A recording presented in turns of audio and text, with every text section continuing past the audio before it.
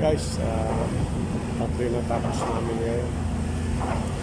37, 38, 39 ito guys. Nalagyan naman ng yung tube case, tube plastic para hindi pasokan ng tubig. Guys, natabakan pa namin ng buhangin yung dulo. So bali yung natapos namin yung guys, 37, 38, 39. Medyo mabagal, mahirap magtugtong sa ano. Pero mga nipple na yun, yung connection.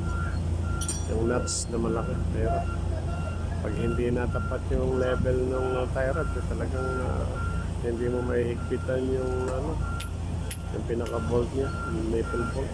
Napakahirap. Pero napagtsatsagaan din. So, kasi ang ano ngayon, 3 piraso lang talaga pwedeng gawin. Yan, okay na rin sa maming gabi.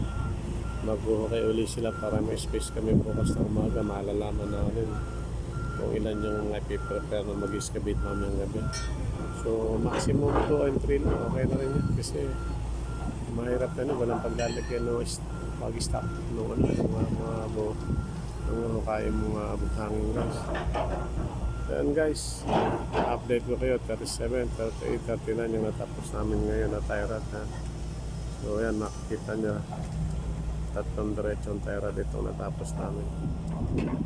Yan yung aming bakong ginagamit. 37, 38, 39 tie rod. We did as of today. We did today.